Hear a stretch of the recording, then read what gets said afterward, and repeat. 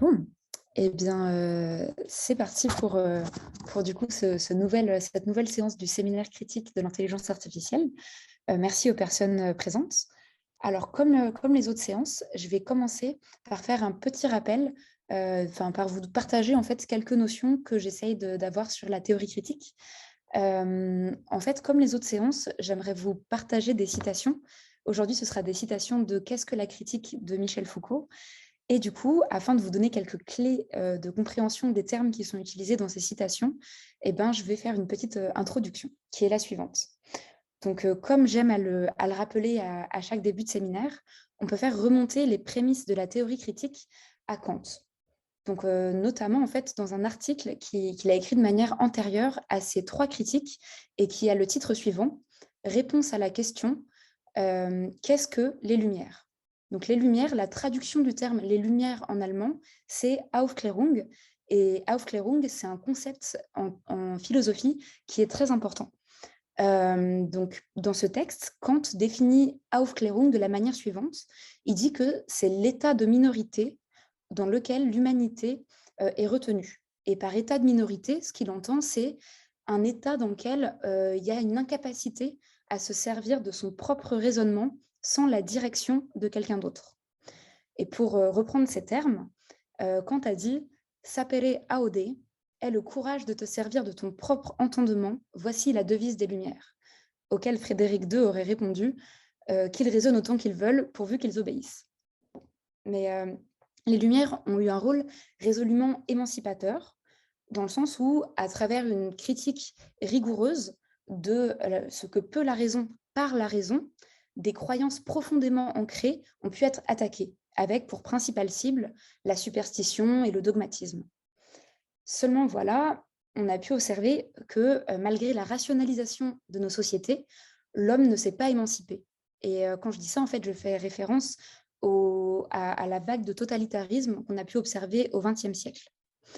Et des notions qui ont été développées par Max Weber qui peut permettre d'éclairer un peu ce constat, c'est les notions de rationalité instrumentale et de rationalité objective.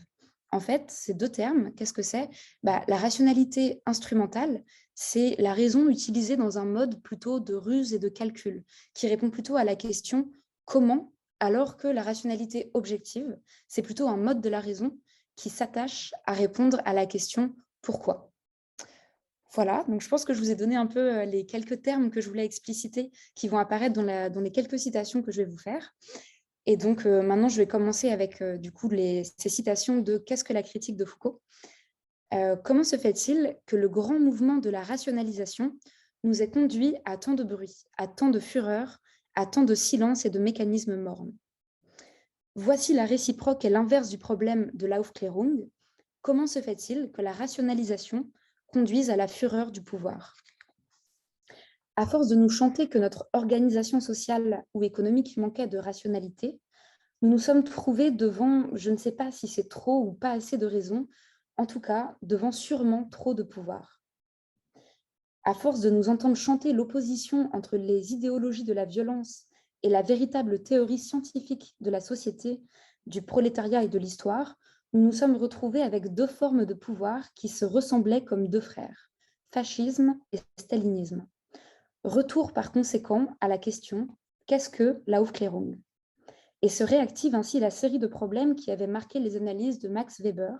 Qu'en est-il de cette rationalisation dont on convient qu'elle caractérise non seulement la pensée et la science occidentale depuis le XVIe siècle, mais aussi les rapports sociaux, les organisations étatiques, les pratiques économiques et peut-être jusqu'au comportement des individus?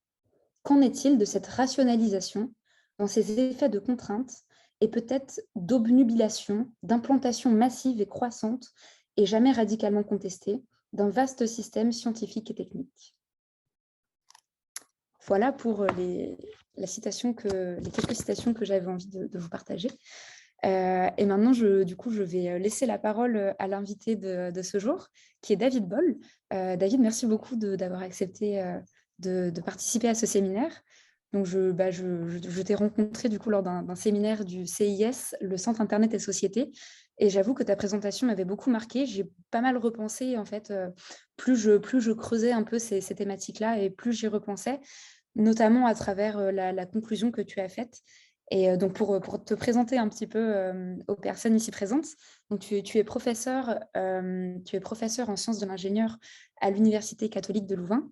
Et tu es notamment très impliqué dans la transition socio-énergétique des ICT, donc qui sont les technologies de l'information et des communications Communication. et technologies. Oui, c'est ça? C'est technologie de l'information et de la communication Voilà, en français. exactement. Et du coup, surtout, tu repenses la recherche à l'ère de l'Anthropocène. Et moi, c'est vraiment ça que je trouve très, très intéressant dans ta démarche et que je voulais participer, du coup, aux personnes qui suivent ce séminaire. Mais je vais te laisser la parole pour présenter ce que tu fais et tes travaux. Merci Marie, c'est un plaisir d'être présent avec vous. C'est un peu intimidant de passer après les différentes citations des grands philosophes. Euh, Essayer d'avoir un message qui soit un peu informatif pour l'audience et qui puisse apporter des pistes de réflexion. Alors je vais juste lancer le partage d'écran.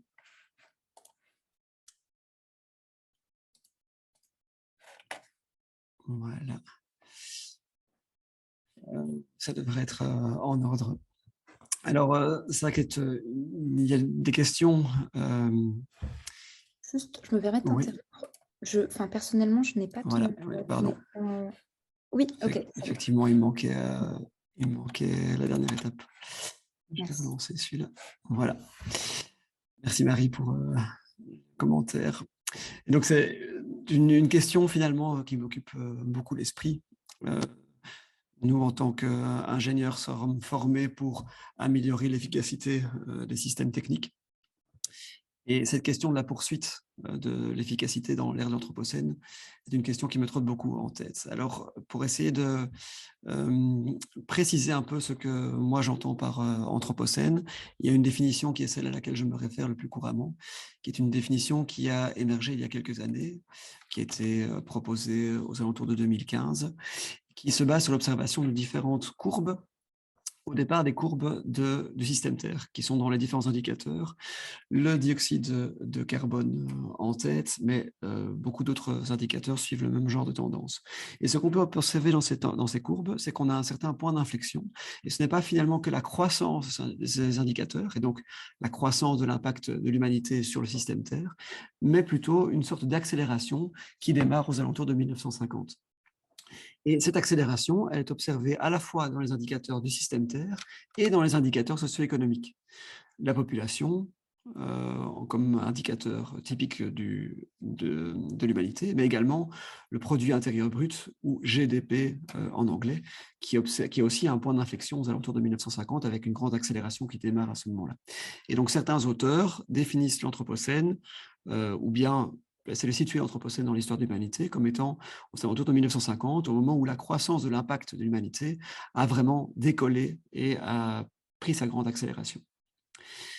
Alors, si on essaie d'un peu voir d'où vient cette grande accélération, eh bien, certains auteurs, comme le professeur Gordon, qui est un macroéconomiste à Northwestern University dans l'Illinois aux États-Unis, observent qu'on a connu au XXe siècle les grandes inventions qui sont au nombre de 4 et qu'il a complémenté un peu plus tard par une 5e. Alors ces inventions sont d'abord le système de distribution et de traitement des eaux, l'accès à l'eau courante dans les ménages, le moteur à la combustion, l'accès à l'électricité dans les ménages, l'avènement de la chimie et des progrès des médicaments. Et puis, le dernier domaine, c'était les technologies de l'information et de la communication, ICT en anglais, TIC en français, et qu'on appelle de manière un peu plus commune dans le grand public le numérique, de manière un peu plus générique. Et c'est grâce à ces grandes inventions du XXe siècle que nous avons observé au XXe siècle une croissance économique en moyenne de 2% par an sur le siècle, une amélioration ou un accroissement du niveau de consommation des ménages et donc du niveau de vie, ou living standards en anglais, des ménages, un accroissement de l'espérance de vie, peut-être plus par les technologies ou l'avènement de la démocratisation des technologies que par les progrès de la médecine. C'est parce qu'on a un frigo à la maison qui nous permet d'avoir des aliments qui sont conservés correctement avec peu de germes qu'on participe à l'accroissement de la durée de vie, l'espérance de vie plutôt. Et puis l'accès à l'information, la connaissance, la mobilité via ces différentes technologies. Alors, pourquoi est-ce que cette grande accélération technique, qui est corrélée à une grande accélération économique, mène également à des impacts écologiques et donc un impact plus important sur le système Terre? Bien, on peut mettre en perspective ces différentes innovations technologiques, hein, la voiture, la télévision, la voiture privée, les ordinateurs, le transport civil, les smartphones, le e-shopping à la fin. On peut les mettre en regard du progrès économique, la croissance économique via le PIB, GDP en anglais. Et cette croissance économique qui est rendue possible par les technologies et par l'innovation technologique, elle, finalement, elle se base sur une accumulation et une croissance des sources d'énergie. Où, lors de la révolution industrielle, on était surtout basé sur le charbon, avec le bois qui était utilisé comme source d'énergie avant la révolution industrielle.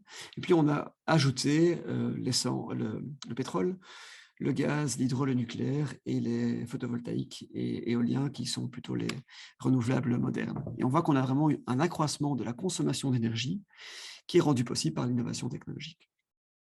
Tant et si bien que ça nous mène au dépassement de toute une série de limites planétaires, changement climatique et perte de biodiversité en tête, qui sont capturées par différents indicateurs, comme par exemple le jour du dépassement, qui est pour la Belgique, dont je suis issu, situé en avril, ou la Belgique ici, le 6 avril. En France, un peu plus tard, on est en mai. La France se trouve ici le 14 mai. Qui, donc, ce jour du dépassement, essaye de capturer le jour où l'humanité aurait dépassé ce que le système Terre peut fournir en termes de services écosystémiques si l'ensemble de la population mondiale vivait selon le standard du pays. Et donc en Belgique, on est en avril, en France, on est en mai, parce que la production d'électricité est plus décarbonée en France qu'en Belgique, de par le fait qu'il y a un pourcentage plus important de l'énergie nucléaire. Je vais juste regarder. Oui, ok. Je vérifie qu'il n'y a pas de questions dans le chat. Alors, ce qu'on va essayer de discuter dans la suite de cette présentation, c'est de voir quel est le rôle des technologies de l'information et de la communication dans cette grande accélération qu'on a observée sur le XXe siècle. Puis on va avoir une petite partie, pas trop longue, sur quels sont les impacts directs et indirects des technologies de l'information et de la communication, ou du numérique de manière plus générale. Et puis, dans ce contexte-là, on verra quel est le rôle de la poursuite de l'efficacité, en tout cas, quel est le rôle de l'innovation qui vise à poursuivre, à améliorer l'efficacité des technologies dans ce contexte de la grande accélération et de l'empreinte écologique du numérique au XXe siècle. Et puis, on essaiera de définir de quelle recherche nous avons effectivement besoin dans le cadre de l'Anthropocène et sur quoi les ingénieurs et les chercheurs devraient, comment est-ce que les ingénieurs et les chercheurs pourraient essayer d'orienter leurs recherches pour participer à une réduction finalement de l'empreinte écologique de l'humanité sur la planète. Alors, la technologie de l'information et de la communication, c'est un terme qui émerge ces dernières années pour définir toutes les technologies qui sont à la base du numérique, de par le fait que la transmission d'informations, le stockage d'informations et le traitement de ces informations ont convergé vers les technologies numériques que l'on connaît aujourd'hui. À la différence d'il y a un siècle où ces techniques étaient basées sur des technologies, où ces fonctionnalités étaient réalisées sur des technologies très très disparates, hein, les signaux de fumée, les livres pour le stockage de l'information, le traitement de l'information avec des bouliers compteurs. Donc on a vraiment cette convergence dans le domaine numérique qui donne lieu à cette appellation de ICT en anglais, la technologie de l'information et de la communication. Quel est leur rôle dans ce phénomène de grande accélération dont je vous ai parlé il y a quelques minutes? Eh bien, pour cela, je vais me référer à un schéma qui provient du rapport Meadows, donc du rapport au Club de Rome sur les limites à la croissance qui date des années 70. Ici, c'est un update des années de l'année 2004, dans lequel on va retrouver ce genre de schémas, qui sont des schémas blocs qui essaient de modéliser l'état du système humain, système industriel et du système écologique. Et dans ce schéma, on peut voir que nous avons ici un capital industriel qui représente l'ensemble du parc des machines qui sont déployées dans les entreprises à l'heure actuelle, ou à un instant T. Ces machines sont capables de produire un certain output industriel qui est utilisé pour à la fois produire les biens des ménages, les biens à la consommation, mais également pour produire un certain capital qui nous permet d'obtenir des ressources. Ce sont les mines, ce sont les puits pétroliers, outputs de ressources qui sont nécessaires à pouvoir produire les biens qui sont produits par le système industriel. Une partie de l'output industriel permet de produire des machines qui nous permettent d'avoir l'agriculture industrielle pour pouvoir avoir de la nourriture ou des biocarburants pour faire fonctionner notre système. Et puis nous avons un certain capital de services qui permet de produire des services tels que des hôpitaux et des écoles, donc produire l'éducation et produire les systèmes de santé. Alors ce qui est intéressant, c'est qu'il y a une partie de l'output industriel qui est réinjectée dans le capital industriel. Ça veut dire qu'il y a des machines qui sont nécessaires pour produire d'autres machines qui permettront d'en produire encore plus. Et donc, on voit que nous avons là une boucle de rétroaction positive qui participe à ce phénomène d'accélération. C'est parce qu'on réinvestit du capital industriel dans la production industrielle que nous avons ce phénomène d'accélération et d'emballement. Quel est le rôle du numérique ou des technologies de l'information et de la communication dans ce système? Eh bien, on va retrouver un certain capital digital. Donc, on a des machines qui produisent un capital digital, des ordinateurs, Internet, les systèmes de communication de l'Internet, qui nous permettent de faire du design assisté par ordinateur, qui nous permettent aussi de faire du contrôle et de l'automatisation des chaînes de production, et un certain output en termes de données qui nous permet d'optimiser le système industriel.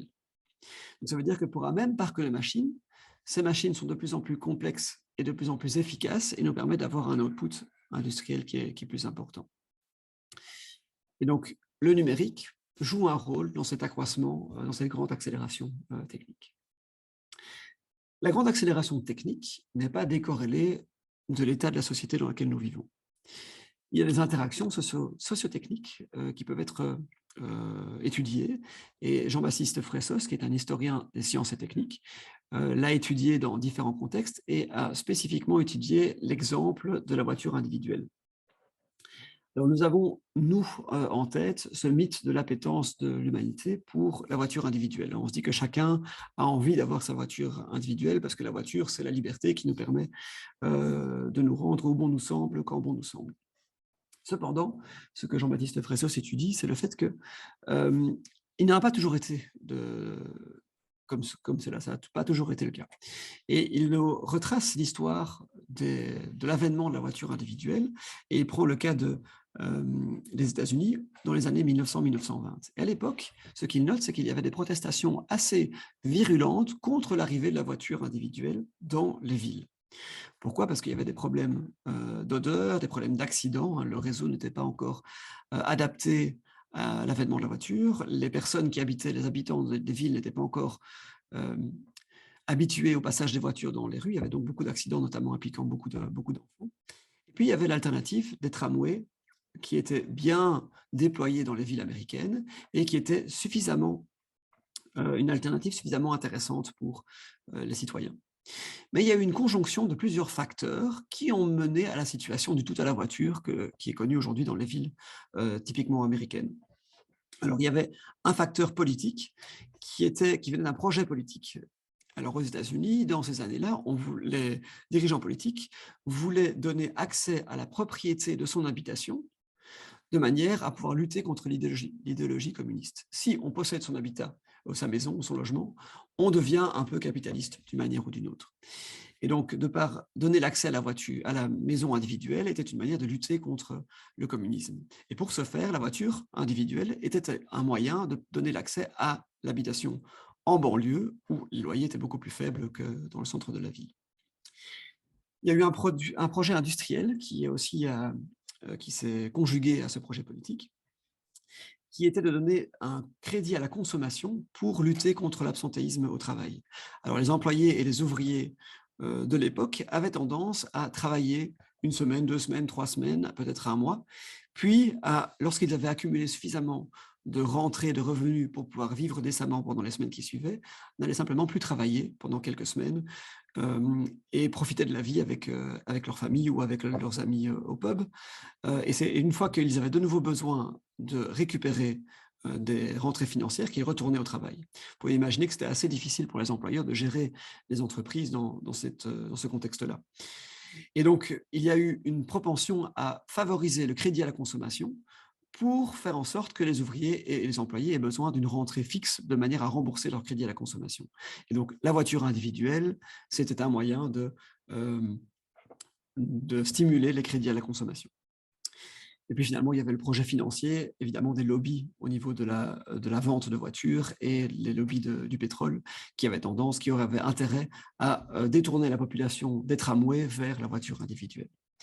Et donc, on voit que finalement, il y a des aspects sociaux, industriels et financiers qui ont un impact sur quelle technologie va effectivement être déployée dans la société. Et là, la technologie, en l'occurrence, qui a été étudiée, c'est la voiture individuelle. Mais il y a des interactions dans l'autre sens également, qui sont étudiées par certains auteurs, comme Hartmut Rosa, qui est un sociologue et philosophe allemand, qui a étudié l'impact de l'innovation technologique sur la société. Et il dit que l'innovation technologique a accéléré le rythme social ou le rythme de vie au XXe siècle. Et en particulier, il observe que les technologies de l'information et de la communication ont participé à l'accélération de la communication entre les humains. Alors là, on s'en rend bien compte avec les moyens de communication numériques tels que la vidéoconférence dans laquelle nous sommes aujourd'hui. Il participe aussi à la diffusion d'informations avec les réseaux sociaux. Ça favorise aussi les voyages avec le fait que c'est rendu plus facile de se rendre d'un point A à un point B avec le GPS, avec la réservation de billets en ligne. Ça participe aussi au changement, à l'accélération du changement de logement, au changement d'employeurs et de travail, et puis même au changement de partenaires affectifs ou de partenaires sexuels avec des applications comme Tinder. Et donc finalement, l'ICT et le numérique participent à cette grande accélération également dans le domaine social et pas que dans le domaine industriel et de la production de biens et services. Donc, on a vu que l'ICT avait un certain rôle dans cette grande accélération. Alors maintenant, je vous propose de nous attarder quelques instants sur quels sont les impacts écologiques de cette technologie numérique dans lequel l'intelligence artificielle prend place. Alors, pour ce faire, on peut observer que l'empreinte énergétique annuelle en termes de consommation électrique est de l'ordre de 1400 TWh, ce qui veut dire qu'au niveau du monde, la technologie de l'information et de la communication contribue à hauteur de 6 à 7% à l'empreinte de consommation électrique du monde. En termes d'émissions de gaz à effet de serre, ou empreinte carbone de manière plus vulgarisée, donc greenhouse gases emission, ça représente 1200 mégatonnes de CO2 par an, ce qui représente 2 à 4% de l'empreinte carbone de l'humanité. Alors d'où ça vient? On peut voir qu'il y a une partie ici en orange, qui est environ un tiers, qui est liée à la production des équipements. Donc la production des terminaux, le PC avec lequel je vous parle, ce téléphone également, la production des réseaux de communication et la production des data centers. Et puis il y a 2 tiers qui viennent de l'usage qui en est fait. Et l'usage, c'est donc l'électricité qui est consommée lorsqu'on vient brancher la prise dans le mur. Les terminaux contribuent pour la majeure partie, les réseaux et les data centers contribuent pour un peu moins. La raison principale qu'on a à ce niveau-là, c'est le fait que les terminaux, on en fait un usage qui n'est pas mutualisé. Il n'y a que moi qui me sers de ce téléphone, même si mes enfants essaient de me le piquer, j'essaie de résister, alors que nous sommes nombreux à partager le data center qui nous permet d'avoir cette communication via Zoom aujourd'hui. Donc, il n'y a pas de mutualisation dans les terminaux, et donc forcément, il y a plus de terminaux que de data centers, et c'est pour ça que les terminaux vont jouer plus que les centres de données. Alors, dans ce domaine-là, il y a toujours des niveaux d'incertitude qui sont assez importants, et c'est pour ça que vous pouvez voir dans différentes études des variations assez importantes sur cette répartition. Néanmoins, l'ordre de grandeur duquel nous parlons, 2 à 4%, ça c'est quelque chose qui n'est plus remis en cause aujourd'hui. Alors, un point qui est important à avoir en tête, c'est que ce sont les émissions et la consommation énergétique directe liées à l'usage des technologies numériques. Mais ce ne sont pas les seuls impacts que les technologies numériques ont. Prenons comme exemple ce service qui est cette visioconférence que nous avons entre nous. Si nous imaginons la vidéoconférence pour favoriser le travail à la maison, ça a un impact en termes de réduction du coût des transports pour se rendre au boulot. Le commuting, donc le fait de faire la navette pour se rendre au boulot, est réduit de par l'usage de visioconférence. Néanmoins, il y a un impact direct dû à l'usage de l'ICT. de par le fait que nous utilisons du numérique et les technologies de l'information et de la communication pour avoir ces usages qui nous permettent d'avoir le home working.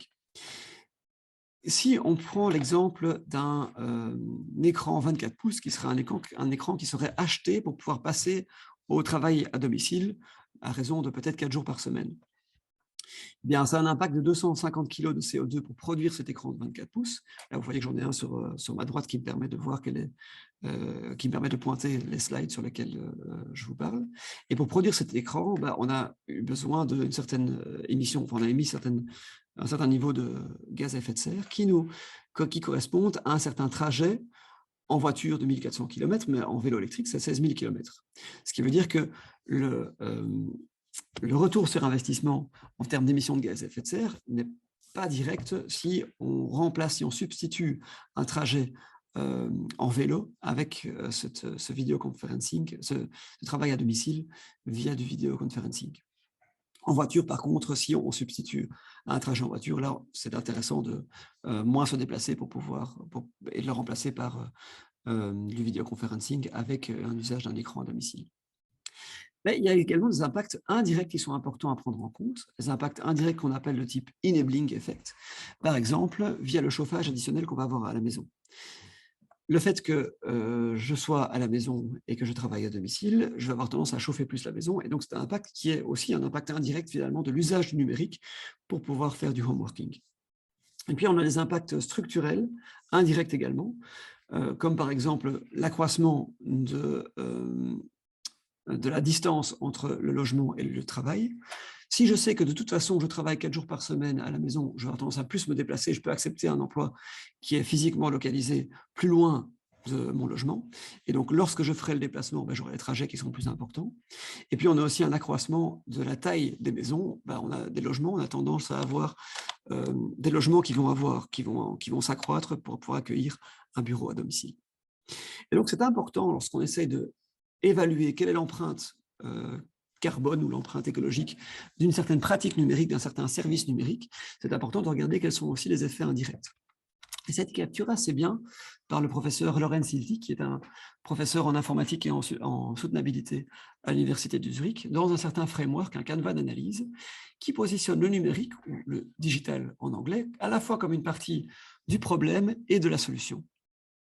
Alors, au premier niveau d'abstraction, qui est le niveau des technologies en tant que telles, eh bien, à ce niveau-là, le numérique n'est qu'une partie du problème. S'il n'y avait pas de numérique, il n'y aurait pas la consommation d'électricité de mon PC à l'heure actuelle ou du data center qui nous transmet la vidéo de mon écran. Et donc, ça peut être capturé par l'analyse du cycle de vie des technologies de l'information et de la communication, avec leur production, leur utilisation et la fin de vie. Et à ce niveau-là, le numérique n'est pas du tout une partie de la solution. Par contre, de par l'usage que nous faisons du numérique, le numérique peut être à la fois partie de la solution et du problème. Donc, au niveau applicatif, on peut substituer de l'utilisation de ressources physiques. Par exemple, ici, le fait que je vous parle à distance sans m'être déplacé pour vous rencontrer, je substitue ce trajet physique par une communication virtuelle. Et donc là, c'est quelque chose qui est positif parce que j'économise mon trajet pour venir vous voir. Et puis, il y a une question d'optimisation aussi, de rendre plus efficace la consommation de certaines ressources, par exemple simplement l'automatisation du chauffage dans les logements et la régulation de la température dans les logements pour éviter de surchauffer. Mais le digital, le numérique est aussi partie du problème, en ce sens qu'il y a des mécanismes d'induction qui sont rendus possibles de par le numérique. C'est parce que j'ai une imprimante à la maison que je vais pouvoir consommer plus de papier. C'est parce que j'ai la capacité d'acheter sur Amazon que je vais acheter plus de biens que si je devais moi-même chercher ces biens que je pourrais vouloir consommer. Et puis on a aussi des effets de dépendance ou de verrou technologique, on devient dépendant du numérique, qui nous empêche d'en sortir pour pouvoir réduire notre impact écologique. Et puis de manière un peu plus indirecte, on a encore les effets sur le système socio-technique avec des effets rebonds à long terme, des risques émergents aussi de l'usage numérique. Et puis là, on peut envisager des modes de production, des modes de consommation qui soient complètement différents. Et là, on tombe vraiment dans quelque chose qui est beaucoup plus spéculatif, avec une économie vraiment basée sur le numérique, mais c'est quelque chose qui est beaucoup plus spéculatif et dans lequel je ne vais pas rentrer, mais on pourra en débattre un peu plus tard si vous le souhaitez. Un point important à mettre en lumière ici, c'est qu'il existe de nombreuses études qui tentent d'évaluer est-ce que le numérique finalement est vertueux pour l'environnement ou est-ce que le numérique est un problème. Et dans ces études du GESI, Smarter 2020, Smarter 2030, etc., les études de la GSMA, etc., ces études se limitent à étudier quelle est la balance entre l'impact direct de l'usage numérique, donc 2 à 4% des émissions de gaz à effet de serre au niveau mondial, et quels sont les effets indirects de type enabling, la substitution de ressources physiques par le numérique et l'optimisation de certains processus par l'usage numérique. Mais ces études ne font en grande majorité pas l'étude des effets indirects négatifs au niveau applicatif, et encore moins des changements structurels de la société dû à l'usage du numérique. Donc, il faut toujours avoir un regard très critique par rapport à ces études qui sont souvent portées par des lobbies au niveau des technologies et des industries du numérique. Voilà, nous avons fait un peu le tour de l'empreinte écologique du numérique. Je vais regarder le temps qui me reste imparti. Ok, j'ai encore environ 25 minutes pour vous parler de la poursuite de l'efficacité. Alors, pourquoi est-ce que cette poursuite de l'efficacité est vraiment un point central? C'est un point central de par le fait que les ingénieurs sont formés pour trouver des solutions techniques à des problèmes. Et dans cette dimension-là, à essayer d'améliorer l'efficacité des systèmes en place. Dans le domaine du numérique, cela est capturé par une série de lois qui sont des lois empiriques que nous avons tous, probablement tous en tête. La loi la plus populaire, la plus famous en anglais, est la loi de Moore, qui a été formulée par Gordon Moore, qui était un des fondateurs de Intel, l'entreprise Intel, qui a dominé le marché des processeurs pendant de nombreuses décennies. Et dans cette loi, il a observé, sur base des résultats de son entreprise dans les années 60, il a formulé une loi qui dit que le nombre de transistors par chip ou par circuit intégré, par plus de silicium, double tous les 2 ans. Alors, comme ça double tous les 2 ans, c'est une loi exponentielle. Ça veut dire que si on représente sur un axe logarithmique le nombre de transistors par circuit intégré en fonction des années, on voit qu'on suit une tendance linéaire, ce qui veut donc dire que c'est une croissance exponentielle du nombre de transistors. Et dans cette loi, on peut extraire un paramètre, le paramètre qui correspond à ce temps de doublage, on double tous les 2 ans, ce temps de doublement, pardon, et ce paramètre revient à observer le taux de croissance qui est capturé par le Compound Annual Growth Rate en anglais, taux de croissance annuel de 41%. Donc, chaque année, on a 41% de transistors en plus dans un circuit intégré. Donc, si j'achète un téléphone de cette année-ci par rapport à celui d'il y a 2 ans, je vais y retrouver 2 fois plus de transistors dedans. Alors, cette loi n'est pas la seule loi dans le domaine. Il y a beaucoup d'autres lois qui sont assez importantes et que nous avons finalement tous dans notre inconscient collectif. Une autre loi est la loi de Koomey, qui a été observée, formulée par Jonathan Koomey, qui est un chercheur au départ de l'université de Stanford et puis qui a collaboré à différents centres de recherche par la suite, et qui a observé que le nombre de calculs ou d'opérations de base que l'on pouvait réaliser avec 1 kWh d'énergie électrique doublait tous les 1,5 à 2,5 ans en fonction de la classe d'ordinateur dans laquelle on se trouve. Pour les superordinateurs, qui sont ceux qui sont repris sur cette tendance-ci, on retrouve également cette tendance exponentielle, donc une droite sur une échelle logarithmique. Et donc pour les technologies, pour les classes de supercomputers, on a un taux de croissance qui est d'environ 60% par an, ce qui correspond à un doublement tous les 1 année et demie, tous les 18 mois. Et donc on voit aussi qu'on a une amélioration de l'efficacité du calcul numérique. Et puis on a une troisième loi, qui est la dernière sur laquelle je vais m'attarder, qui est la loi de Cooper, qui est un peu moins connue, et elle est basée sur le trafic Internet. Alors si on regarde ici le nombre d'exabytes qui sont transférés par mois sur des réseaux sur Internet, on a plus de 26% par an. Et dans ce cadre-là, les communications de type smartphone, elles connaissent une communication qui augmente de 46% par an. Martin Cooper, c'est le fondateur de l'entreprise Arecom, qui a été reprise par la suite par Motorola, et qui a démontré en 1973 le premier coup de fil cellulaire. Donc, premier coup de fil utilisant la technologie cellulaire de communication, avec le Dynatac, qui est un téléphone qui pèse 1 kg et qui permet de parler pendant 35 minutes. Et ce que Martin Cooper a observé à ce moment-là, c'est que ce 1 kg de poids et ces 35 minutes d'autonomie, c'était en fait plus longtemps que le temps où l'homme est effectivement capable de supporter le poids de ce téléphone lorsqu'il le porte à son oreille. Heureusement, on a fait beaucoup de progrès à ce niveau-là, et cette observation n'a pas eu cours dans les décennies qui ont suivi.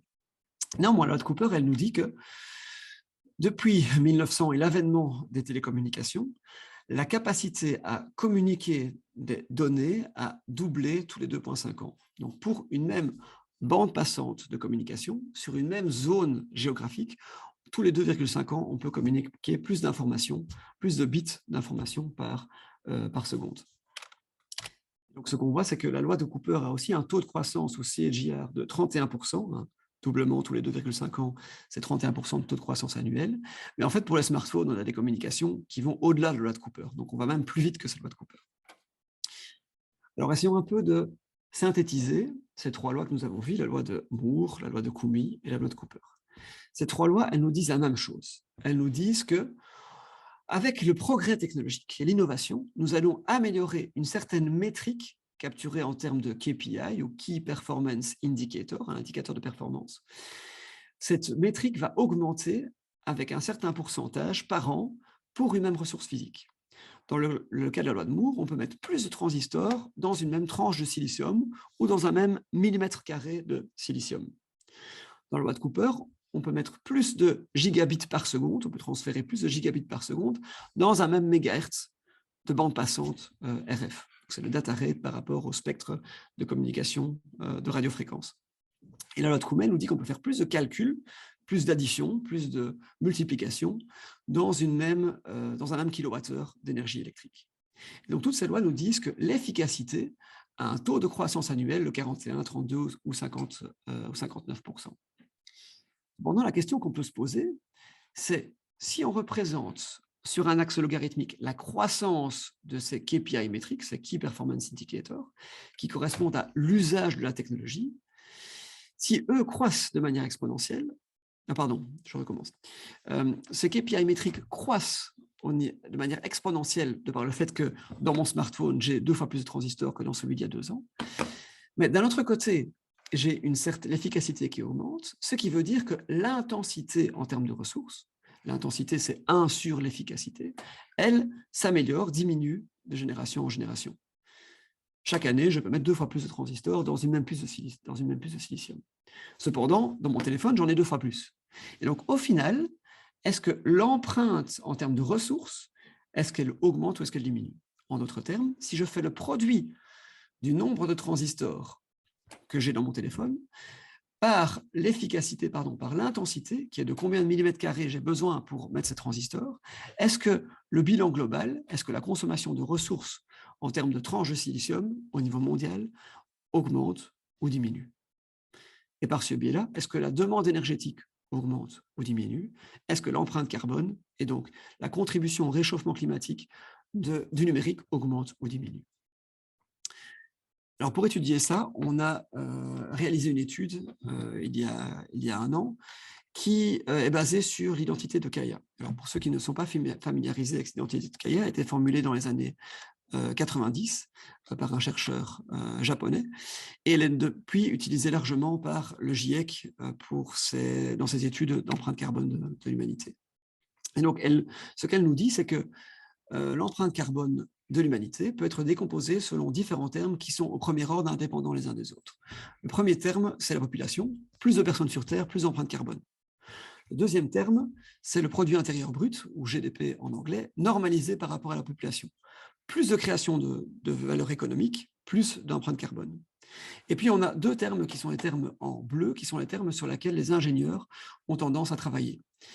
Ce terme-là, c'est l'affluence économique, c'est la croissance économique, mais les ingénieurs, ils travaillent sur les 2 termes qui se trouvent là. L'intensité économique de l'énergie, de combien de kilowattheures j'ai besoin ou de joules j'ai besoin pour créer $1 ou €1 de valeur ajoutée ou de produit intérieur brut. Et puis, dernièrement, c'est quelle est l'intensité carbone de l'énergie, combien de greenhouse gases emissions, combien d'empreintes carbone j'ai par joule d'énergie qui est effectivement consommée ou produite. On a étudié ça dans ce papier qui s'appelle Moore's Law and ICT Innovation in the Anthropocene, en étudiant, en réalisant cette décomposition de l'empreinte carbone de différents services du numérique entre le nombre d'utilisateurs de la technologie, et pour cela on a utilisé le nombre d'utilisateurs d'Internet comme étant le proxy de nombre d'utilisateurs de la technologie. L'affluence technologique, c'est quel est le volume par personne je vais consommer de ma métrique, ma KPI métrique de la technologie. Par exemple, combien de transistors par personne par an, combien de gigabytes de données j'ai dans mon forfait mobile de communication sans fil, combien d'utilisation de calcul dans les data centers je vais demander de par mon usage d'Internet. Et ça a normalisé par rapport aux utilisateurs. Et puis ensuite, combien d'énergie ça demande pour pouvoir réaliser ce transfert d'informations, pour réaliser cette fabrication d'un transistor et pour pouvoir réaliser ces calculs dans les data centers. Et puis après, quelle est l'empreinte carbone associée. Alors, je vais vous passer les détails de ces différents postes et venir directement à la conclusion pour en venir après à l'analyse plutôt socio-économique. Alors, ce que nous avons étudié, c'est l'empreinte carbone de la production de semi-conducteurs, donc la production de circuits intégrés, de puces de silicium, en suivant la loi de Moore sur les années 2004-2019. On a aussi étudié l'Internet mobile sur la période allant de 2010 à 2015, donc on a étudié le passage de la 3G à la 4G. Et puis, on a étudié l'usage des centres de données en suivant la loi de Koumi entre 2010 et 2018. La conclusion, ou l'observation que l'on a faite, c'est que dans ce domaine, les ingénieurs et les chercheurs ont visé à augmenter l'efficacité en suivant les lois qui ont été énoncées précédemment. Et cette efficacité s'est améliorée largement et de manière vraiment admirable. Néanmoins, l'empreinte carbone et l'empreinte énergétique absolue a continué à croître. Donc, on consommait moins d'énergie, moins de CO2 pour produire un transistor entre 2004 et 2019, mais l'empreinte carbone absolue de toute l'industrie de la fabrication des semi-conducteurs a augmenté de 10 à 20% par an. Il en va de même pour la communication mobile. Quand on passe de la 3G à la 4G, l'empreinte carbone absolue totale du réseau d'accès des opérateurs a augmenté de 10 à 20% par an. La raison, c'est ce bon vieil effet rebond, dont vous avez sûrement déjà entendu parler, qui a été théorisé par Jevons déjà au XIXe siècle, qui nous dit que de par le fait qu'on rend moins cher l'accès à une certaine ressource, on va avoir tendance à consommer plus de cette même ressource. Et donc, c'est l'affluence technologique, le fait qu'on utilise plus de transistors, plus de gigabytes, plus de calculs dans les centres de données, qui est mesuré par ces différents KPI, augmente plus vite que l'efficacité que les ingénieurs sont capables d'instiller dans le système. Et donc, si on fait le produit de l'affluence et de l'efficacité, et de l'intensité, on voit qu'on arrive à un accroissement de l'empreinte en termes de consommation de ressources et empreinte en termes d'émissions de gaz à effet de serre. Alors là, il y a une petite exception qui est faite, il y a une exception qui est notable, c'est que dans le cas des data centers, l'affluence a augmenté plus faiblement que pour le nombre de transistors et pour le trafic Internet. Le taux de croissance était plus élevé, plutôt de l'ordre de 5%, de 5 à 10% par an, et non plus des ordres de 40% comme on peut l'avoir dans le nombre de transistors. Et donc, ça a mené à un accroissement limité du footprint énergétique. Et les opérateurs de data centers ont annoncé sur cette période avoir fait un shift massif sur la production d'énergie renouvelable à base d'achat de renouvelables et aussi à base de compensation carbone par ailleurs. Et donc, de par ce fait-là, ils ont décarboné leur production d'énergie. Et à ce niveau-là, alors leur empreinte carbone a en fait diminué sur cette période-là. Alors, ce que je vous propose maintenant, pour le quart d'heure qui nous reste, ou peut-être les 10 minutes qui viennent, et puis on aura encore 5 à 10 minutes pour la question suivante, c'est d'étudier les mécanismes socio-économiques qui sont à l'œuvre derrière ces différents lois. La première question qu'on s'est posée, c'est pourquoi est-ce qu'un ingénieur essaye de faire augmenter un KPI? Pourquoi est-ce qu'un ingénieur essaye de mettre plus de transistors dans une puce de silicium? Pourquoi est-ce qu'il essaye de pouvoir transmettre plus d'informations avec la 5G qu'avec la 4G? Et la thèse que nous soutenons à ce niveau-là, c'est la course à l'innovation qui vient du champ scientifique de la sociologie de la technologie. Alors, il y a deux faits importants sur la fin du XXe siècle à ce niveau-là. Premier fait, c'est que ces grandes innovations du XXe siècle ont amélioré les niveaux de subsistance et la capacité de survie de l'humanité, en tout cas pour une portion significative de l'humanité. Et donc le résultat, c'est qu'à la fin du XXe siècle, l'humanité a ancré profondément en elle cette foi dans le fait que le progrès technologique apporte des bénéfices sociaux, parce que ça a été le cas au XXe siècle. En parallèle, depuis les années 1980, il y a une capitalisation boursière massive, une capitalisation massive qui est arrivée sur les marchés financiers et sur le marché de la bourse. Ça a mené à l'économie financiarisée. Et dans le cadre de l'économie financiarisée, les entreprises se font concurrence les unes aux autres pour attirer des capitaux en promettant de la croissance sur la valeur des actions. Donc pas seulement en leur promettant un retour sur investissement, mais en leur promettant de la croissance sur la valeur de l'action de l'entreprise. Et dans ce cadre-là, la course à l'innovation, c'est un des quelques moyens qui existent pour les entreprises pour se différencier de la compétition et de promettre de la croissance sur la valeur des actions et donc d'attirer des capitaux. Parce que je me digitalise, parce que je vais incorporer de l'AI, de l'intelligence artificielle dans mon core business, j'innove et parce que j'innove, je suis hype, je suis à la pointe et donc la valeur de l'action monte. Donc, dans ce cadre-là, il y a une certaine synchronisation entre les KPI qu'un ingénieur, historiquement au XXe siècle, essaye de faire grandir. Un ingénieur essaye de faire grandir le nombre de transistors, le nombre d'opérations par seconde, le nombre de pixels dans un téléphone, même le nombre de capteurs d'images que j'ai à l'arrière de mon téléphone. On en a 4 sur les téléphones les plus avancés. Le nombre de couches que je vais retrouver dans mon réseau de neurones, on essaie de les faire grandir. Et ces KPI se synchronisent finalement avec la valeur de l'action. Parce que je suis capable aujourd'hui de produire des puces dans une technologie qui a 3 nanomètres de résolution avec autant de milliards de transistors plutôt, la valeur de mon action monte.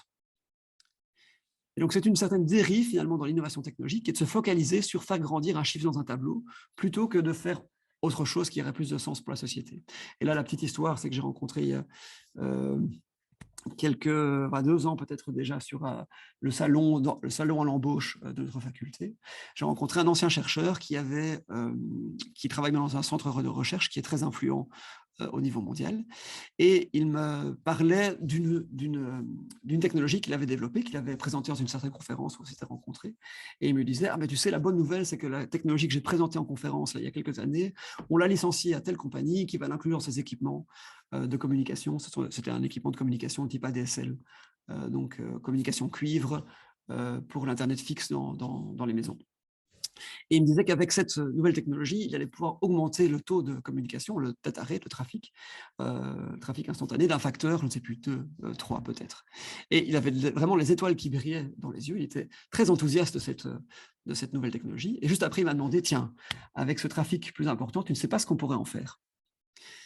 Voilà, donc je pense que ça illustre bien cette question. Les ingénieurs veulent faire grandir un chiffre dans un tableau sans vraiment savoir ce à quoi ça pourrait bien servir dans le futur. Il y a une deuxième dérive assez importante dans ce domaine-là, qui est la dérive de l'innovation de type buzzword. Et pour ça, je voudrais que vous lisiez avec moi cette petite bande dessinée, en vous focalisant sur le vocabulaire, qui est un vocabulaire qu'on entend tous les jours dans le domaine technologique. Alors, cet employeur demande à son employé ce sur quoi on devrait travailler cette année-ci, et il lui propose la blockchain, parce que ça va tout changer, parce que tout le monde en parle, parce que les applications sont vraiment sans fin, parce qu'on ne veut pas être à la traîne par rapport à la concurrence. Et puis quand on lui demande, tiens, en fait, qu'est-ce que c'est la blockchain, il dit, ah, peut-être que l'intelligence artificielle, ce serait aussi intéressant. Et là, c'est vraiment quelque chose qu'on a, qui est vraiment typique dans notre domaine, c'est que on entend des buzzwords et on a envie de les approprier. On pense qu'on va devoir travailler dessus et incorporer ça dans notre core business, dans notre recherche, dans notre travail, d'une manière ou d'une autre. Donc, c'est une deuxième dérive de l'économie financiarisée sur l'innovation. Bon, alors, donc les ingénieurs essayent de faire grandir un chiffre dans un tableau et ils essayent de faire entrer des buzzwords dans leur travail de tous les jours. Mais pourquoi est-ce qu'en faisant cela, pourquoi est-ce que ça mène à un accroissement des ressources consommées par les technologies numériques? Et la deuxième hypothèse que je voudrais formuler ici, qui est une hypothèse qui vient du champ scientifique de l'économie de la technologie, ce sont les coûts d'engineering qui explosent. Alors, on peut le voir ici sur ces données qui sont données un peu vieilles, qui datent de 2009, de Mediatek, qui est une entreprise qui conçoit des puces de silicium pour différents marchés, hein. Par exemple, dans vos set-top box, vos box Internet, vous retrouvez sûrement une puce de médiathèque. Et ces puces, ce qu'il nous montre, c'est qu'avec l'évolution technologique, si on a l'évolution vers les technologies plus fines, selon la loi de Moore, avec les transistors qui sont de plus en plus petits, de plus en plus de transistors sur une puce de silicium, vous voyez que les coûts de design, exprimés en millions de dollars, explosent vraiment avec les générations. De même, ici j'ai des données d'Intel qui nous montrent que le coût en dollars pour fabriquer un transistor sur une puce de silicium, eh bien, il décroît selon une tendance exponentielle, mais que par contre, le coût en dollars d'un millimètre carré de silicium ou d'une tranche de silicium, lui, il augmente. Ici, c'est les coûts de conception, là, ce sont les coûts de production. Pourquoi est-ce qu'avec l'amélioration de l'efficacité, plus de transistors dans une tranche de silicium, pourquoi est-ce que les coûts de développement et les coûts de production augmentent? Eh bien, la raison est simple, c'est parce que tous les KPI, tous les Key Performance Indicators, comme par exemple le nombre de transistors par millimètre carré, eh bien, ils sont limités par la physique. Dans le cas des transistors, on peut imaginer que lorsqu'on arrive à un transistor qui a la taille d'un atome de silicium, on a un problème, on n'arrivera pas à en faire des plus petits. Et donc, il y a bien une limite physique. Et donc, se rapprocher de ces limites physiques, et c'est la même chose pour les calculs dans les centres de données, il y a une énergie minimum qui physiquement peut être faite pour traiter un bit d'information. C'est la même chose pour la communication les communications mobiles de type 4G, 5G. Il y a aussi une limite physique à ce qu'on peut effectivement transmettre comme information dans un mégahertz de bande passante. Et donc, plus on se rapproche de cette limite physique, plus les coûts deviennent importants. Les efforts en termes de recherche et développement, c'est ce qu'on appelle les non-recurring engineering costs, les coûts qu'il faut supporter pour pouvoir avoir le premier prototype. Et puis, les coûts de production explosent aussi, les équipements, le coût du travail, les ressources physiques explosent. Et donc, le résultat, c'est que pour générer un retour sur investissement, on a besoin de vendre plus de la ressource physique. On a besoin de vendre plus de processeurs, plus de téléphones. On a besoin de vendre des montres connectées en plus de téléphones, de vendre des Alexa et des assistants digitaux en plus, parce qu'il faut pouvoir avoir un retour sur investissement sur les coûts qui ont été consentis pour développer la nouvelle technologie. Et vous voyez aussi la même chose avec votre forfait mobile. Votre forfait mobile, vous payez la même chose, vous avez plus de bits, plus de gigabytes par mois, mais il faut que les opérateurs vendent plus d'abonnements à plus de personnes pour pouvoir être rentables. Alors, comment est-ce que... maintenant, le point suivant, c'est OK, bon, il faut vendre plus, mais comment est-ce qu'on fait pour vendre plus? Eh bien, l'hypothèse ou la thèse que je voudrais fournir sont les perspectives de croissance qui sont assez limitées dans le champ économique. Alors, le professeur Gordon, lui, nous dit que, en fait, aujourd'hui, nous avons des barrières socio-économiques majeures à la croissance économique.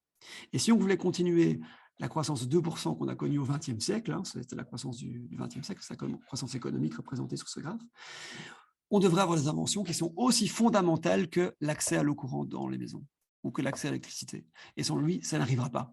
Les nouvelles innovations technologiques ne sont pas aussi disruptives, ne sont pas aussi importantes, fondamentales pour l'humanité.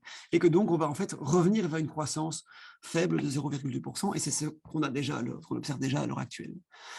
Cependant, comme nous sommes habitués à cette croissance de 2%, on essaye de la maintenir, et la maintenir de manière un peu artificielle.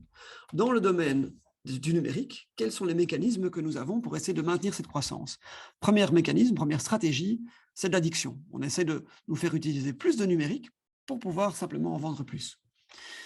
Deuxième mécanisme, la création d'obsolescence, de la nouveauté, de la nouveauté, de la nouveauté, pour pouvoir nous faire remplacer l'existant et en vendre plus. Obsolescence, pas spécialement programmée, obsolescence simplement de par le fait que les performances s'améliorent. Et puis la dernière, qui est celle qui me parle le plus, parce que c'est quelque chose qui est très, très présent dans mon domaine d'expertise, qui est l'Internet des objets, c'est la création de besoins artificiels. Et c'est très bien capturé par cet acronyme qui s'appelle IOS, pour Internet of Sheets, dans le domaine de l'Internet des objets, qui regroupe un peu toutes ces applications qui sont futiles, en tout cas qu'on peut voir comme très futiles. La bouteille ou la gourde connectée qui nous dit si la boisson à l'intérieur est toujours à température et si ce mois-ci on a bu plus de café que de thé. Le rasoir connecté qui me dit si ma barbe pousse plus ou moins qu'avant, plus ou moins que la moyenne de mon voisinage. Le pommeau de douche connecté qui nous permet de commander de la musique sur Spotify dans sa douche plutôt que de devoir le programmer sur son téléphone avant de rentrer dans sa douche. Et puis le maillot de bain connecté, qui ne fera probablement pas un succès commercial, mais qui est néanmoins intéressant parce que c'est une entreprise réelle qui a commercialisé ce maillot de bain connecté. C'est un maillot de bain qui a un capteur UV et qui vous permet de savoir s'il est temps de se retourner sur la plage pour ne pas brûler, et qui est même capable d'envoyer une notification à votre partenaire sur son téléphone pour lui dire qu'il est temps de vous remettre de la crème solaire parce que votre quota d'exposition est atteint. Voilà. Alors, on a donc des stratégies qui sont des stratégies finalement très peu vertueuses pour continuer à augmenter cette croissance de l'affluence, de l'usage des technologies. Mais est-ce que c'est grave?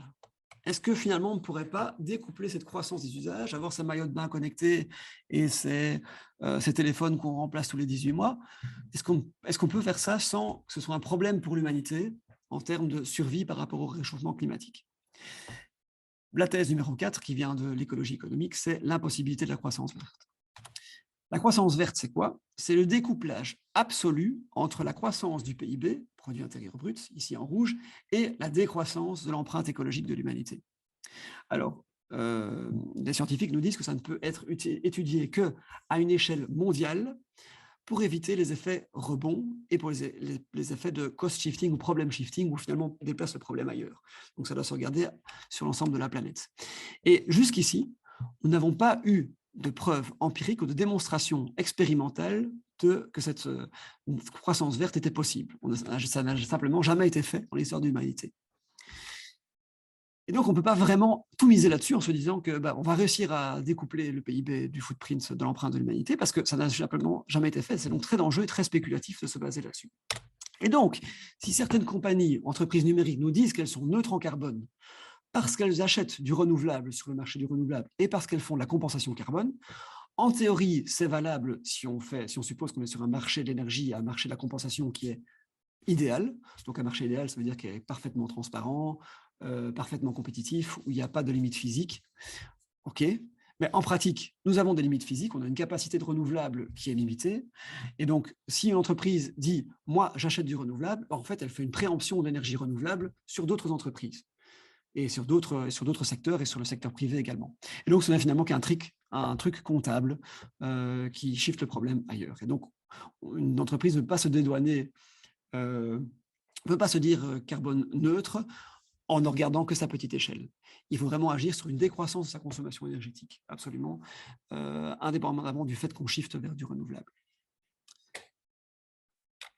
Alors, je vois que je suis très en retard, comme souvent avec ce séminaire, parce que j'essaie de prendre le temps de faire passer les différents concepts. Je vous propose un petit résumé de cette partie-ci.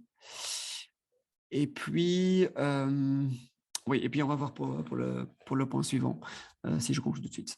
Donc le résumé ici, c'est que nous avons deux faits, l'économie financiarisée d'un côté et le fait que l'humanité a la croyance dans le progrès technologique sur base de son expérience du XXe siècle, qui donne lieu à la course à l'innovation. Tout le monde se rue vers les innovations, et typiquement numérique, parce que le numérique, c'est ce qui est plus récent finalement dans les innovations technologiques. Et que dans ce cadre-là, comme nous avons des limites physiques sur l'efficacité, la taille d'un transistor par exemple, les coûts de développement et de recherche et développement explosent. Et dans ce cadre-là, les stratégies qui sont mises en œuvre, donc dans ce cadre-là, on est obligé de vendre plus de technologies pour pouvoir avoir un retour sur investissement, vu que les coûts de développement explosent. Et comme les perspectives de croissance économique sont limitées, eh bien, on va trouver des mécanismes de croissance, des stratégies de croissance qui ne sont pas vertueuses, l'addiction, l'obsolescence et les besoins artificiels. Et donc, dans l'ensemble, l'empreinte carbone augmente parce qu'il est impossible de découpler cette croissance économique de la croissance de l'empreinte carbone. Il n'y a pas de croissance, il n'y a pas de croissance verte qui est possible. Et donc, ce que nous faisons, c'est que nous construisons, en tant que chercheurs dans le domaine numérique, nous participons à construire ce dernier étage de la tour de Babel avec le big data, la blockchain, l'intelligence artificielle, le neuromorphique, etc. Et que cette nouvelle couche de technologie, qu'est-ce qu'elle va permettre finalement dans le monde dans lequel nous vivons? Ça va permettre les voitures autonomes, ça va permettre le métaverse de Facebook et autres, et ça va permettre l'humain augmenté avec les implants cérébraux, etc. Voilà. C'est ça que ça va permettre. Ce n'est pas censé permettre la survie de l'humanité dans un monde fini, c'est censé permettre ces différentes choses. Donc pour moi, il est temps aujourd'hui de d'arrêter de suivre de manière aveugle ces tendances exponentielles d'amélioration de l'efficacité des technologies numériques avec ces différentes couches qu'on rajoute sur cette tour de Babel. Alors là, on a un gros travail à fournir, c'est que toute l'industrie est 100% basée sur le refus des limites. Là, c'est un message que j'ai reçu dans un email il y a quelques semaines. Enfin, c'était une newsletter de Keysight Technology. Alors, c'est pas de chance, ça tombe sur eux, mais leur CEO nous dit « Refusing limits in technology innovation ». Moi, je dis « Acceptons les limites. Il y a des limites dans le monde, acceptons-les et designons à l'intérieur des limites planétaires ». Et donc, ce pourquoi je milite, c'est une transition socio-écologique qui serait appliquée à l'innovation, à la recherche, au développement dans le domaine du numérique, comme dans toutes les technologies de manière générale. Et cette transition, elle consiste en la combinaison de l'efficacité pour laquelle les ingénieurs sont formés, améliorer l'efficacité, tout en l'alliant à une question de sobriété qui vise à maintenir l'affluence technologique, maintenir stable l'usage des technologies, en ne faisant pas exploser l'usage des technologies dans le monde dans lequel nous vivons. Et ça demande une chose, c'est de pouvoir dire non. De pouvoir dire non à des développements technologiques qui n'ont pas de pertinence, qu'elle soit sociale ou écologique avérée. Si une technologie, on ne sait pas ce qu'on va en faire, on ne le fait juste pas. Et on fera autre chose à la place. Dans ce cadre-là, on mène des réflexions dans notre groupe de recherche avec les différents chercheurs dont je supervise le travail, sur essayer de définir quelle est la recherche dont on a besoin. Alors là, comme je suis en retard, je vais peut-être passer ces points-là et en venir aux différents principes. La question principale, c'est de se dire, OK, il y a un certain input qui est de l'argent public qui est donné au système de la recherche et du développement. Moi, je suis financé par le public, mes chercheurs sont financés majoritairement par l'argent public. Et comment est-ce qu'on essaie de mettre en place un système qui va permettre de faire en sorte que les impacts en termes de nouvelles technologies et d'usage de ces technologies dans le monde soient les plus vertueux? Premièrement, qu'au niveau économique, ça ne fasse pas juste partir le monde en faillite, évidemment, et ça c'est toujours étudié à l'heure actuelle, mais qu'en plus on puisse faire entrer des considérations sociales, sociétales, quel est l'impact sur le monde de ces technologies, et environnementales, quel est l'impact sur l'empreinte de l'humanité sur le système Terre, des technologies que nous développons. Et dans cette transition socio-écologique, le point central, c'est de vraiment quitter le système que nous connaissons, système qui est basé sur la croissance de l'économie et du profit, souvent même le profit individuel qui est mis en avant, et ça qui se fonde sur l'exploitation ou la destruction de la biodiversité avec l'artificialisation des sols et la pollution de la planète, et le réchauffement climatique avec l'usage d'énergie par ailleurs. Donc c'est vraiment quitter le modèle dans lequel nous sommes pour évoluer vers un nouveau modèle, transitionner vers un nouveau modèle, où ce qu'on veut, c'est de chercher à entrer dans le confort du donut de Keith Raworth, dont vous avez peut-être déjà entendu parler, qui représente en fait deux frontières, la frontière haute qui est la limite écologique, le plafond écologique des limites planétaires, et la limite basse qui est le plancher social, qui est de fournir l'accès à l'eau, à la santé, à l'éducation, à la nourriture évidemment, à la voie politique et à l'équité de l'ensemble de la population. Et donc ça demande une révision fondamentale du modèle socio-technico-économique et culturel dans lequel nous vivons, pour vraiment viser à avoir le bien-être de l'ensemble de l'humanité dans ces limites planétaires. Donc c'est ce qu'on essaie on essaie de se placer dans ce contexte avec les différents chercheurs du groupe de recherche dont je m'occupe.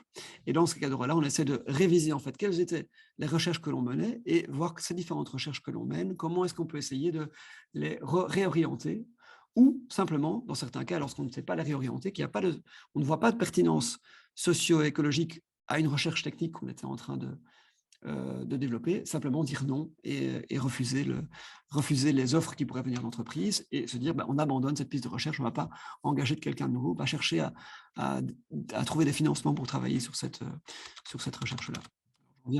C'était des exemples d'applications sur lesquelles on travaillait précédemment et qu'on ne fait plus à l'heure actuelle parce qu'il y a des risques de détour ou des impacts écologiques qui sont très négatifs. Si vous voulez, je pourrais revenir là-dessus pendant les séances de questions-réponses. Voilà, j'en viens à la conclusion, comme ça on a quand même un peu de temps pour la discussion. Alors, ce que j'espère vous avoir fait passer comme message, c'est que la grande accélération qu'on a observée au XXe siècle, elle vient en tout cas, je ne sais pas si c'est majoritairement, mais elle a été rendue possible de manière très significative par le progrès technologique. Et que ça nous a permis d'avoir une accélération de la croissance économique, une accélération, une amélioration du niveau de consommation des ménages, et donc de ce qu'on appelle le living standards, un accroissement de l'espérance de vie, un accès à la connaissance, l'information et la mobilité, et en même temps, le dépassement des limites planétaires. Et le numérique, l'ICT, l'intelligence artificielle, c'est juste une étape finalement dans la grande histoire de l'humanité, du progrès technologique, qui s'est accéléré au XXe siècle. Si nous voulons espérer effectivement réduire l'empreinte écologique absolue de l'humanité, absolue, donc pas normalisée par rapport au dollar ou par rapport au PIB, vraiment l'empreinte absolue de l'humanité, de manière à éviter un effondrement global de la société de par les changements climatiques, les migrations qui en reviennent, les catastrophes et finalement les guerres derrière, eh bien, on doit avant tout se départir de cette croyance aveugle que nous avons dans le bénéfice automatique du progrès technologique. Un progrès technologique n'a pas un bénéfice sociétal automatique. Donc, évitons l'innovation pour l'innovation. Et puis, au XXIe siècle, dans le cadre de l'Anthropocène, nous avons besoin de combiner la sobriété à l'efficacité, ou l'amélioration de l'efficacité pour laquelle les ingénieurs sont effectivement formés. Et une des manières de faire, c'est de restreindre la recherche et l'innovation à des applications qui ont un sens social ou écologique, un bénéfice social écologique qui est clairement démontré et pas sur une base spéculative, se dire oui, on trouvera bien quelque chose d'intéressant à faire avec le quantum computing, par exemple. La question ouverte sur laquelle je voudrais conclure ceci, c'est une question qui est tout à fait non technologique, c'est comment est-ce que l'humanité pourrait se mettre d'accord sur la sélection des applications dont on charge les ingénieurs de développer, ou l'amélioration de l'efficacité dans certains secteurs ou certains domaines précis sur lesquels on se doit d'innover. Ne laissons pas à Elon Musk et à Jeff Bezos la responsabilité de choisir ces applications-là. Nous devons définir communément, collectivement, au niveau de l'humanité, ce qui est bon pour l'humanité. Et ne laissons pas ces quelques personnes influentes décider à notre place. Voilà, ce sera tout pour ce séminaire et je serai ravi de répondre aux questions que vous pourriez avoir. Merci beaucoup, David. C'était vraiment très, très chouette. Je vais peut-être laisser un petit peu de temps aux gens pour voir s'ils ont des questions. Alors, et on en a... Ouais, donc on a Maxime Dorian qui a une question. Je vais activer ton micro. Maxime, où es-tu? Oui, ok. Permettre de parler. C'est bon, on m'entend? Oui. Ok. J'ai pas de vidéo. Je peux activer ma vidéo aussi, non? Il n'y a que l'audio? Je crois, ouais. Oh, bon, peu importe. Ok, bon. Donc, enchanté, Maxime Derian. Je sais, en fait, je me suis joint au séminaire. Je ne sais pas comment. Je suis à l'Université du Luxembourg et je suis passé par l'ISCC du CNRS et puis avant à Paris 1, donc c'est juste pour me situer. Vraiment, je suis super d'accord et j'ai été super intéressé par ce qui a été dit. Et j'avais juste deux petites remarques et une question. Première remarque, je conseille l'exposition aux frontières de l'humain. J'y ai participé, mais sur la partie cyborg, mais c'est pas là dont il s'agit, c'est Luc Semal et Gilles Pison. Ils ont fait une partie qui s'appelle On va tous y passer. Donc l'exposition aux frontières de l'humain, c'est en ce moment au Musée de l'Homme. Et la partie On va tous y passer, justement, décrit en images un petit peu cette question du progrès qui peut être limité par les ressources. Je ne sais pas exactement à qui je m'adresse, mais ça me fait penser un petit peu à deux choses, à deux chercheurs, Amber Case, aux États-Unis, qui parlent des calm technologies, l'idée de ralentir la vitesse un petit peu, et aussi Alexandre Monin, ici en France, sur la question de la réorientation, de la redirection écologique. Donc la question que je pose, c'est, voilà, on va avoir on va dire un vœu pieux de prendre conscience de la limite de la croissance, de réorienter, mais concrètement, comment réguler, comment contraindre si les gens, un petit peu à la Don't Look Up, comme le film, font oui, oui, oui, oui, mais en fait rien ne change.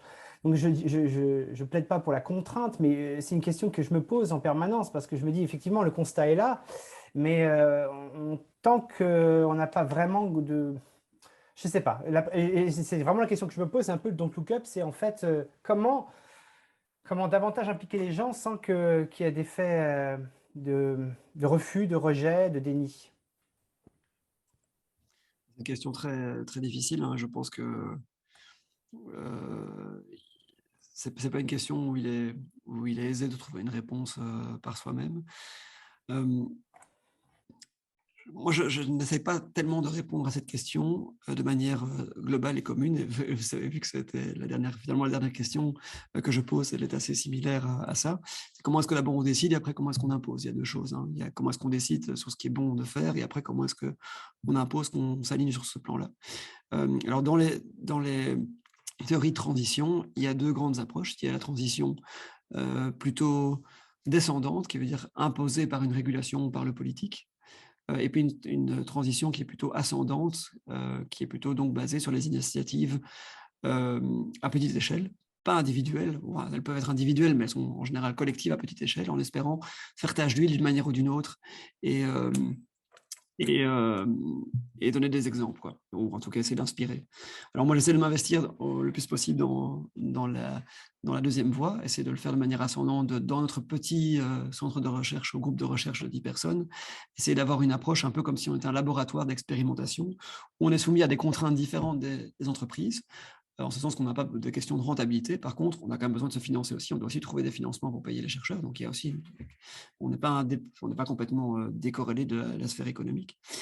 Essayer d'expérimenter un peu dans notre cas pour essayer d'inspirer et de susciter des changements auprès d'autres acteurs qui pourraient après faire tache d'huile et générer un basculement global. Alors, c'est clairement pas gagné. Je ne suis pas spécialement optimiste quant à ça, mais c'est en tout cas dans cette voie-là que moi je trouve la paix, en me disant que ce n'est pas dans la trop mauvaise direction de faire à ce niveau-là. Alors on a un professeur de droit dans notre université, Olivier Le Scuter, qui a été rapporteur spécial pour l'ONU pour le droit à l'alimentation. Et il a étudié pas mal les questions de transition écologique. Et lui, ce qu'il voit, c'est que l'État devrait avoir un rôle d'encadrant par rapport aux initiatives de transition locale. En ce sens que les transitions locales, c'est plein de petits laboratoires qui, au niveau collectif, peuvent avoir des bonnes idées et des mauvaises idées. Parfois, on peut se tromper, évidemment, faire des choses qui ne prennent pas, qui ne sont pas vertueuses, pas applicables en pratique. Et que l'État ne sait finalement pas décider, c'est juste trop compliqué. Personne n'a la solution de manière centralisée. Donc, l'État, ce qu'il devrait faire, c'est essayer d'aider les entreprises, ou les initiatives plutôt collectives locales, à se diffuser et à pouvoir grandir en termes de taille pour celles qui s'avèrent être effectivement vertueuses en termes de transition. Alors, ça reste très abstrait, mais c'est peut-être la meilleure manière, la manière la plus sensée, dans laquelle, bien, le rôle le plus sensé que pourraient avoir les États. Et après, évidemment, avec la difficulté de la communication globale, avec Internet, avec les fake news, les réseaux sociaux et toutes les problématiques mises en avant dans le film Don't Look Up, c'est très difficile. M'entendez-vous encore ? M'entendez-vous encore ? Oui. Ah, ok, très bien. Vraiment, oui. Désolé, il n'y a pas de vidéo. Je crois que la vidéo n'est pas activée, mais en tout cas, vraiment, oui, je me retrouve complètement dans ce que vous dites. Et en fait, dans différents pays, pour ce que je connais, pour la France et puis le Luxembourg, on a aussi ce genre de réflexion. Et peut-être au fur et à mesure que, malheureusement, que des problèmes arrivent, que la comète de Don't Look Up devient visible dans le ciel, il y aura peut-être plus d'écoute et peut-être… je pense que par nos thèses nos travaux qui sont dû se nourrir les uns les autres, on arrive tous à peu près au même constat. Et je pense que fédérer d'une manière ou d'une autre nos voix, même si on a peut-être des divisions, des dissensions sur tel point, et puis il y a aussi les intérêts, franchement des conflits d'intérêts, il ne faut pas se leurrer, parfois pour les financements, par rapport à… Bref, en dépit de nos dissensions peut-être éventuellement ponctuelles, sur le gros du constat et de ce qu'il faut faire et de l'approche éthique à avoir, je ne sais pas, c'est un peu, à nouveau, je fais un vœu pieux en disant il faut se fédérer, mais c'est clair que je pense que l'Europe peut être à l'écoute, que les gouvernements peuvent être à l'écoute à leur manière.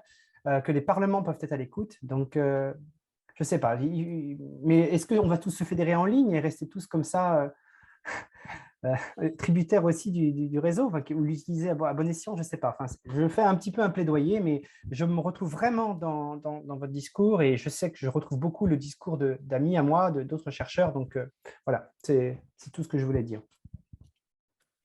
Merci. Oui, moi, j'ai aussi beaucoup d'espoir dans l'évolution des générations, où ces questions sont, je pense, plus prises en compte, ou en tout cas, peut-être un peu plus à cœur par les générations les plus jeunes, avec la menace du changement climatique qui est plus réelle pour eux que finalement pour les seniors, et que donc ça peut évoluer dans le bon sens grâce à ça. Peut-être aussi avec la pression au niveau typiquement de l'industrie et des technologies, des ingénieurs, des jeunes ingénieurs qui commencent à poser beaucoup de critères sur la pertinence de leur premier job, indépendamment du fait qu'ils vont avoir une voiture de société ou un gros salaire, quoi.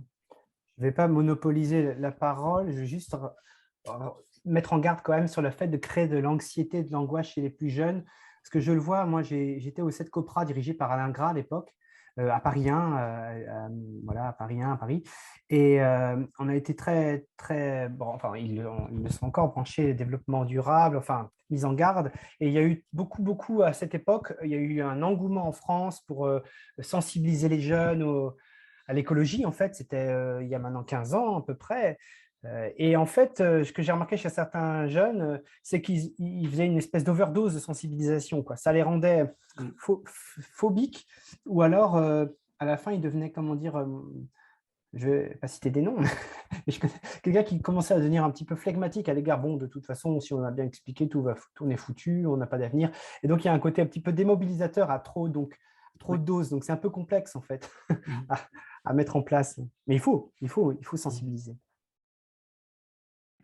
Je vais maintenant donner la Merci. parole, du coup, justement, à un chercheur, enfin, à un doctorant, donc qui est peut-être représentant de cette nouvelle génération de chercheurs qui se posent ce genre de questions. Antoine, normalement, maintenant, tu devrais pouvoir... Oui, bonjour à tous. On m'entend? Oui. Bonjour. Donc, première chose, merci beaucoup, Monsieur Boll, pour la présentation. Elle était extrêmement intéressante et je suis d'accord avec la grande majorité de vos propos, même si jamais on a... c'est un côté, en fait, tout le monde nous parle de ce genre de sujet-là et du coup, vous avez quand même parlé de beaucoup de choses qui sont très mentionnées actuellement, mais au moins, vous avez mis du coup, des noms de chercheurs dessus et ça, j'ai vraiment beaucoup apprécié. J'avais une première question sur la notion en fait, d'innovation utile que vous introduisez. Du coup, en fait, ce qui est marrant, en fait, c'est que dans le débat politique et en fait, même sur la scène médiatique, il y a un mot en fait, qui était présent il y a 20-30 ans, qui était en fait le mot de progrès. Et ce mot de progrès, il a disparu petit à petit en fait, pour laisser la place au mot innovation. Le progrès, et en fait, on peut difficilement envisager un progrès qui ne serait pas utile, dans le sens où en fait, le mot progrès semble porter une notion d'utilité en tant que telle. Là où en fait, la notion d'innovation, là, c'est discutable. Alors moi, je considère que la gourde connectée et que le maillot de bain connecté ne sont pas des innovations en tant que telles, mais je peux comprendre que des gens le considèrent comme une innovation. Alors, du coup, en effet, cette notion en fait, en tout cas, le progrès était avant ça un moteur à la fois politique et en fait un moteur même économique, un moteur en fait sociologique. Les jeunes ingénieurs se lançaient dans l'ingénierie pour participer à ce genre de progrès, quoi. Est-ce que vous avez du coup une idée en tout cas une remarque là-dessus, en fait, sur cette transition qu'il y a eu entre cette notion en fait où l'innovation était le progrès et donc portait toujours une valeur de bien commun, et du coup on est passé de ça vers quelque chose de plus. L'innovation est devenue quelque chose qui peut être très très personnel et très futile des fois. Oui, je partage tout à fait cette vision. Je n'avais personnellement jamais observé ce changement de vocabulaire, ou en tout cas je ne m'étais pas rendu compte de ce changement de vocabulaire, mais c'est vrai, je pense que c'est quelque chose qui est effectivement assez marqué et présent, donc le passage de progrès à innovation. Et oui, je suis tout à fait aligné là-dessus, c'est vrai. D'accord. Mais alors, du coup, j'avais aussi une question similaire qui est que, du coup, vous expliquez un petit peu que, du coup, il serait bien pour les chercheurs, les ingénieurs et ce genre de choses, ce genre de personnes, de commencer à se poser un peu des questions sur quelle recherche va être utile, en fait, même réussir à définir l'utilité d'un développement de telle technologie ou l'utilité un peu sociale. Là où, en fait, il y a un truc assez particulier qui est qu'en fait, dans le système de pensée du chercheur, on va dire théorique, donc un mathématicien théorique, un physicien théorique, il est plus ou moins accepté de travailler sans forcément que ces recherches n'aboutissent ou n'aient même un impact. Vous avez beaucoup de chercheurs qui, en fait, on vous présente souvent, même dans les cours de mathématiques, des concepts mathématiques pour lesquels vous ne voyez pas un impact direct, mais l'impact sera peut-être démontré plus tard. Donc, en fait, il y a un côté où en fait, le chercheur peut se permettre, peut s'autoriser en fait, à justement faire à faire comment, enfin, en tout cas, il y a un logiciel de pensée qui lui permet facilement et aisément d'envisager de passer sa vie à travailler dans une seule et même direction sans pour autant qu'elle aboutisse quelque part. Alors du coup, la question c'est, aujourd'hui, par exemple, une personne qui fait de la recherche théorique en mathématiques, je ne peux pas dire si sa recherche théorique en mathématiques sera utile ou pas. Est-ce qu'elle sera dans 10 ans, dans 20 ans, ou est-ce qu'elle ne le sera jamais? Est-ce que vous pensez réellement qu'il soit possible, plausible, même défendable, d'être capable de juger de l'utilité d'une technologie aujourd'hui? Alors oui, moi je fais la distinction entre recherche fondamentale et recherche appliquée. C'est un peu la nomenclature qu'on emploie chez nous, en ce sens que la recherche fondamentale, c'est quelque chose qui est plus théorique, même s'il peut y avoir des manipulations expérimentales dedans. Et la recherche appliquée, c'est celle qui vise à un usage particulier, même si ce n'est pas l'application encore, ça peut être l'usage ou la fonction qui est réalisée. Et donc, je pense que dans tout ce qui est appliqué, il est plus facile de voir les usages qui peuvent en découler. Et si les usages qui peuvent en découler ne sont pas visibles, je pense que ma position, c'est qu'à l'heure actuelle, on n'est pas en position de se dire on le fait quand même. On n'est plus dans un monde où on a besoin d'apporter des nouvelles applications, de nouvelles technologies. On ferait mieux de d'abord utiliser celles qu'on a à l'heure actuelle et faire usage de sobriété pour essayer de rentrer dans les mythes planétaires. Et on pourra revenir plus tard à de la recherche appliquée une fois qu'on sera à l'équilibre. Mais tant qu'on est en overshoot, je ne pense pas qu'on ait encore beaucoup le loisir de partir sur la recherche appliquée dont on ne sait pas encore à quoi elle pourra servir. Pour la recherche fondamentale, moi, personnellement, j'ai décidé de ne plus en faire en me disant que c'était un mauvais usage de mon temps. Mais c'est une vision personnelle et il y a probablement des questions éthiques qui sont là derrière et c'est difficile de se positionner pour les autres. Mais en tout cas, moi, je n'en fais plus. J'en ai fait dans le passé, je n'en fais plus parce que je pense que j'ai plus intéressant à faire et que si je n'ai pas plus intéressant à faire parce que finalement, dans les recherches que je vois devant moi, je n'arrive plus à trouver suffisamment de sens et d'applications pertinentes, je devrais faire autre chose que de la recherche. Ouais, je vois. Alors, je suis bien d'accord avec vous sur le premier point que vous avez dit, mais alors moi, ce qui m'embête, c'est que derrière, il y a un argumentaire en fait qui peut du coup arriver pour contrer un peu ce que vous avez dit sur dorénavant, on va arrêter de faire de la recherche qui ne semble pas utile, qui est que beaucoup de recherches qui peuvent ne pas sembler utiles au premier abord peuvent le devenir plus tard. Par exemple, justement, on peut entraîner des énormes réseaux de neurones qui vont du coup émettre en termes de CO2 quelque chose d'énorme, mais si on les entraîne pour détecter au mieux les cancers et du coup économiser du coup le CO2 qui va être fait sur les chimios et sur le traitement de la personne plus tard, est-ce que quelque part, enfin, je ne suis pas parti de cet argument-là. En fait, c'est que ça ouvre la fenêtre à ce genre d'argument-là. Oui, c'est vrai, tout à fait. Ça ouvre pour moi, ils sont assez faciles. Enfin, non, c'est pas si facile à contrer, mais le fait est que dans la démonstration que j'ai faite précédemment, je pense qu'il est clair qu'on a plus d'usages négatifs que d'usages positifs de ces nouvelles technologies parce que c'est le low-hanging fruits, quoi. Tout ce qui était facile à prendre, on l'a déjà fait, et utile, on l'a déjà fait. Et donc, tout ce qui reste à faire est plus futile et moins utile. Et donc, dans le cas de ces réseaux de neurones, qu'est-ce qui est le plus important? Est-ce que ça va être d'aller améliorer encore un petit peu notre traitement des cancers ou de nous enfoncer plus dans la voie de la perte de l'humanité à cause du changement climatique? Bien sûr, mais je suis bien d'accord avec vous, mais sur le problème, c'est qu'en fait, dans mon l'argumentaire, en fait, cette position-là peut en tout cas ouvrir un argumentaire en face. Je comprends bien. Oui, c'est vrai. Mais je pense qu'effectivement, il faudrait travailler à construire un argumentaire suffisamment solide par rapport à ce genre de questions, c'est vrai. Une réponse, je me permets juste de participer à votre échange, dans le sens où j'avais déjà entendu un échange dans un séminaire autour de ces questions, et une des réponses qui avait été proposée était la suivante, que aussi bien souvent, tout l'essor des technologies qu'on a vu apparaître participe aussi au développement et au fait qu'il y a de plus en plus de cancers. Et que du coup, que tout se mord un peu de la queue. Oui, que du coup, si on avait plus de CO2 pour détecter les cancers, mais qu'en en évitant plus, du coup, on fait plus de cancers aussi, c'est un peu problématique, c'est sûr. Il y a ça, et aussi l'aspect démocratique des technologies, ou dans la question de la transition socio-écologique, le but est vraiment d'améliorer le bien-être pour l'ensemble de la population et pas pour le 5% qui vit dans les pays qui ont accès à ce genre de technologie pour détecter des cancers précoces. C'est vrai aussi. Du coup, c'est fini pour moi. Juste une dernière remarque. Alors, je vous avais fait découvrir votre présentation quand même beaucoup sur le CO2, mais il y a aussi beaucoup d'autres façons en fait de polluer la Terre, notamment pour ce qui est en fait de l'industrie du numérique est assez particulière par rapport à toutes les industries, donc qu'elles soient automobiles ou ce genre de choses. C'est qu'en fait, c'est une industrie qui utilise l'intégralité du tableau de Mendeleïev pour se produire, pour s'entretenir. Et en fait, qui du coup demande un nombre de mines et un nombre en fait, de processus miniers pour produire du coup les différents métaux qui sont demandés, qui est encore plus important finalement que ses homologues.